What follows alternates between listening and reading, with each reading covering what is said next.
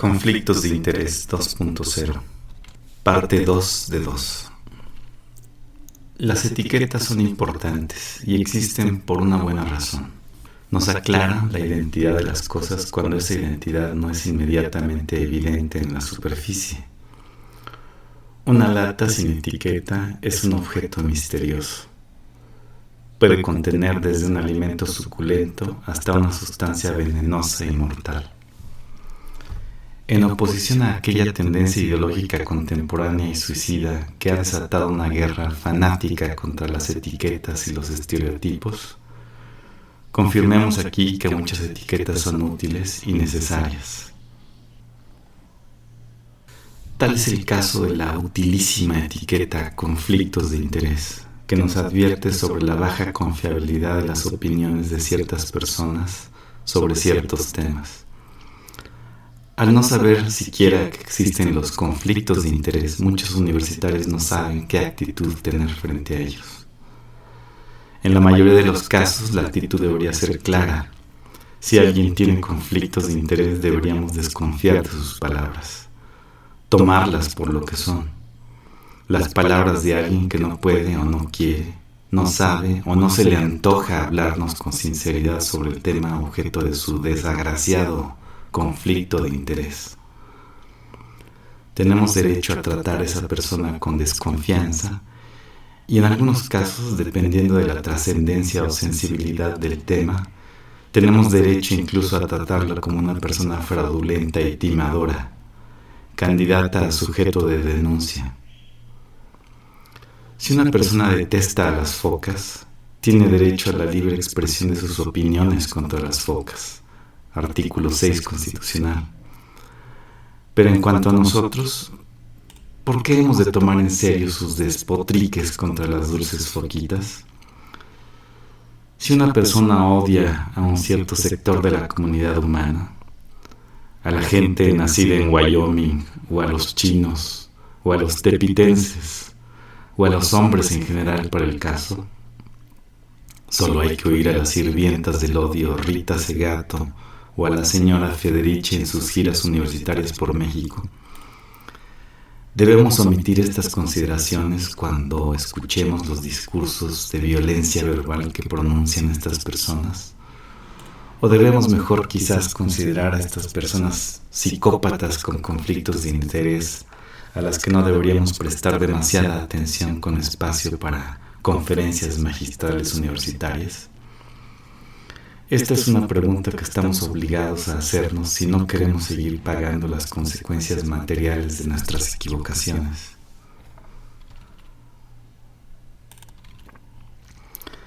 La semana pasada citaba yo el grave conflicto de interés de gobernantes empresarios que utilizan criterios privados para tomar decisiones cuyo efecto devastador y criminal se manifiesta años después en la pérdida de bienes nacionales públicos. Citemos ahora lo que yo considero un ejemplo de conflicto de interés grave al interior de prácticamente todas las universidades. El surgimiento inexplicado y misterioso durante los últimos años de una numerosa red de académicos universitarios activistas que difícilmente dejando en claro cuál es su metodología científica de investigación, utilizan su nueva plaza académica, estatutariamente promovida, para organizar cursos de actualización docente sobre cómo deben conducir y qué valores deben gobernar las relaciones entre hombres y mujeres. Hasta ahí todo parece ir bien. El conflicto de interés comienza cuando dichos cursos son de pronto obligatorios y los académicos activistas que los imparten proceden a escribir folletines, libros y manuales de comportamiento universitario.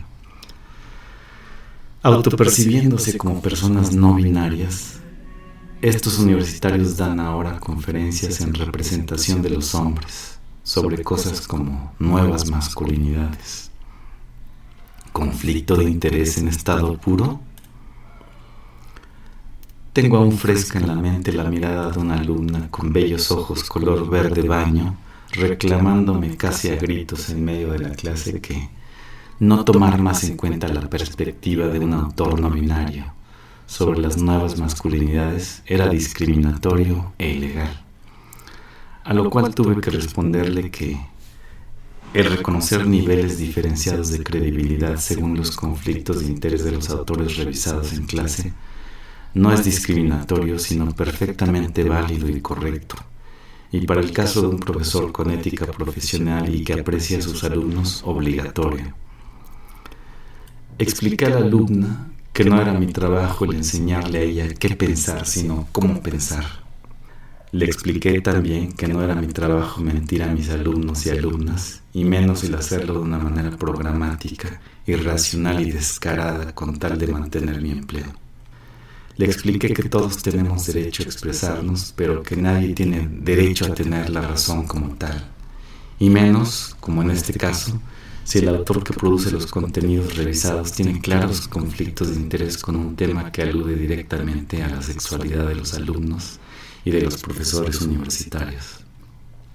La respuesta descorazonada y colérica de la alumna fue que no entendía cómo podía yo dar clases pensando de aquella manera. Cuando algunos profesores hacemos referencia a que la irracionalidad posmoderna, deconstruccionista y lógica, anticientífica, tiene secuestrada a la universidad y la salud mental de los universitarios, es en episodios como el anterior en los que pensamos. En perjuicio suyo, la alumna nunca entendió o nunca estuvo en sus planes el hacerlo, el significado del importante concepto conocido como conflicto de interés. Resumiendo, parece ser que hay al menos 3 tipos de conflictos de interés. Primer tipo: aquellas situaciones en las que de manera deliberada alguien se coloca en un conflicto de interés para sacar alguna ventaja del mismo. Por ejemplo, el servidor público que privatiza la empresa de la cual luego él es accionista una vez dejado el cargo. Cedillo y los ferrocarriles, Calderón e Iberdrola, por ejemplo. O como el caso previamente citado de los académicos no binarios, queriendo imponer sus criterios en un ámbito binario. Segundo tipo: conflictos de interés generados por preguntas insensibles y necias. Los ejemplos mencionados la semana pasada: nunca preguntes a un peluquero si necesitas un corte de pelo, ni a un dueño de zoológico si le gustaría ver a sus animales en la selva, etc. Tercer tipo: llamémosles conflictos de interés 2.0. Son los inherentes a la condición de la persona cuando ésta desea cosas que chocan frontalmente con esa condición. El señor que quiere ser cura católico y al mismo tiempo quiere ser promotor de ideologías y teologías absolutamente contrarias al catolicismo y a los católicos, como ya ocurre al interior de ciertas universidades católicas. La madre edípica comunista que al mismo tiempo quiere hijos empresarios capitalistas autorrealizados y económicamente prósperos. El joven empresario ecologista que al mismo tiempo quiere hacerse millonario y vivir en la opulencia material vendiendo productos ecológicos. La novia feminista del joven empresario ecologista emperrada en estudiar en una universidad católica para promover desde allí el aborto, junto con el cura. El economista neoliberal, ciudadano del mundo, que al mismo tiempo quiere dar lecciones sobre cómo debe funcionar una economía nacional soberana. Ejemplo, Gabriel Cuadro. El profesor no binario que quiere gobernar las relaciones entre gente declaradamente binaria. Y para no ir más lejos, aspirantes a dirigir naciones, como por ejemplo Hillary Clinton, que quieren ver un futuro de la humanidad femenino y al mismo tiempo mantenerse en una variante ideológica de feminismo radical destructiva de familias, tejido social y posiblemente causal importante de feminicidios en el planeta.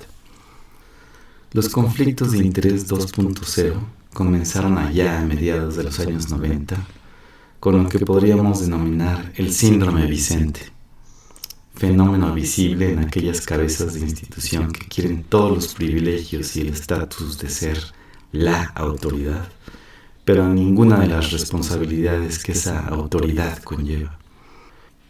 Identifica uno fácilmente a estos engendros cuando pretendiendo dirigirse a ellos con respeto y de acuerdo a la investidura y autoridad que detentan, estos contestan: sí, pero primero, háblame de tú.